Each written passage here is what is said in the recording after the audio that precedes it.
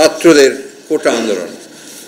এই আন্দোলন আস্তে আস্তে আপনার একটা বেগবান হচ্ছে এবং সম্পৃক্ততা বাড়ছে এবং যে বিষয়টা নিয়ে তারা আন্দোলন করছে এই বিষয় নিয়ে তারা অতীতে আন্দোলন করেছিল এবং সেই আন্দোলনে কিন্তু তখন সরকার তাদের সেই যেটা তারা করতে চাচ্ছিল সেটাকে তারা তখন করেনি, অর্থাৎ কোটা যে পদ্ধতি ছিল সেটাকে তারা অনেক কমিয়ে নিয়ে এসেছিল।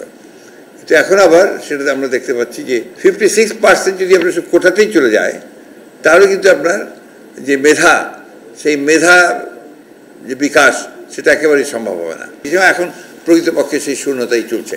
এটা ছাত্রদের আন্দোলন, আমাদের এখানে সম্পৃক্ত হওয়ার কোনো কারণ নেই, কিন্তু তারপরেও রেসপন্সিবল পলিটিক্যাল পার্টি হিসাবে, দায়িত্বশীল একটা রাজনৈতিক দল হিসাবে আমরা এই বিষয়ে আমাদের মতামতটা জাতির সামনে, আপনাদের সামনে তুলে ধরা একটা বাঞ্ছনীয় বলে আমরা মনে করেছি। বিএনপির তো একটা রাজনৈতিক দল, তা আমি আগে বলছি দায়িত্বশীল রাজনৈতিক দল।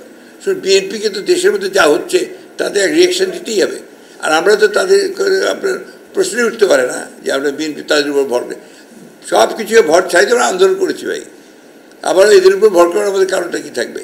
তারা তাদের আন্দোলন করছে, আমাদের নৈতিক সমর্থন আছে তাদের প্রতি, যেটা আমরা বারবার করে বলছি যে আমাদের নৈতিক সমর্থন অবশ্যই থাকবে। একটা ন্যায়সঙ্গত আন্দোলনকে আমরা আপনার সমর্থন করবো না? যারা আপনাদের সাংবাদিকদের কিছু কিছু দাবি দাওয়া আপনারা নিজেই বিভক্ত হয়ে গেছেন, আদায় করতে পারেন না, তো কিন্তু আমরা তো সমর্থন করি। আমরা বক্তব্যই দিয়ে দিলাম একটা, যে আমরা মনে করি কোটা আপনি মুক্তিযোদ্ধাদের জন্য কিছুটা থাকতে পারে, প্রতিবন্ধীর জন্য, আর যে আপনার শহীদদের জন্য, তাদের জন্য, বাট নট 56%। এটা আপনাকে বড় জোর 5 to 10% হতে পারে, এর বেশি হলে তো আর এখন তো মুক্তিযোদ্ধারা আপনার বেশিরভাগই হচ্ছে আপনার যে 30%, এখন যেটা আছে আর কি। তো এখন তো এমনিতেই আপনার মুক্তিযোদ্ধারা তো নাই, এখন প্রায় বয়স শেষ হয়ে গেছে।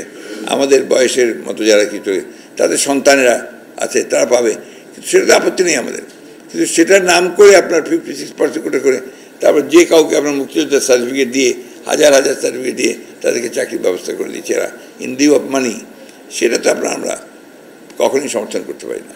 এই ধরনের বৈষম্যমূলক কোনো প্রকল্প বা কোনো প্রজেক্ট অথবা কোনো স্কিম আমরা চালু করতে চাই না, যেখানে আপনার আমরা যতটুকু শুনেছি আপনার আমাদের শিক্ষকদের কথাবার্তা, তাতে আমরা দেখেছি যে আগে তাদের কন্ট্রিবিউটরি পেনশন ব্যবস্থা ছিল না, অর্থাৎ তারা এটাকে সেভ করতে পারতেন।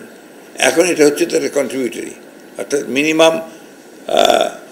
ম্যাক্সিমাম 5,000 টাকা বোধহয় তাদেরকে জমা করতে হবে। 2 নম্বর হচ্ছে যে আপনার এটা বলা হয়েছিল অপশনাল, কিন্তু এখন দেখা যাচ্ছে এটা কম্পালসারি করা হচ্ছে।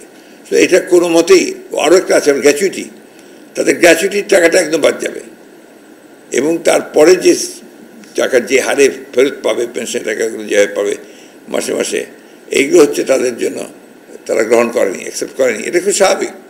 আগে আমি একটা সুবিধা ভোগ করতাম, সেই সুবিধা থেকে আপনি আমাকে সরিয়ে দিয়ে তার নিচে নিয়ে যাবেন, তো কোনো মানে হয় না। আর সবচেয়ে শিক্ষকদের ব্যাপারটা খুবই সেন্সিটিভ এই জন্যে যে তাদের তো অন্য সোর্স অফ ইনকাম নেই। অন্যান্যদের চুরি চামারি দুর্নীতি বহু কিছু থাকতে পারে, তাদের তো সেটা নেই। তাদেরকে আমরা বাধ্যই শুধু এই বেতনের উপরই তাদেরকে নির্ভর করতে হয়।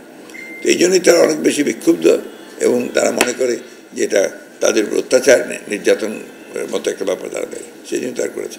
আমাদের অবশ্যই এই ব্যাপারে আপনার পজিটিভ ব্যাপার থাকবে, অর্থাৎ আমরা যদি কখনো সরকারে যাই আর এটা যদি তখন পর্যন্ত টিকে থাকে, এটা আমরা বাতিল করবো।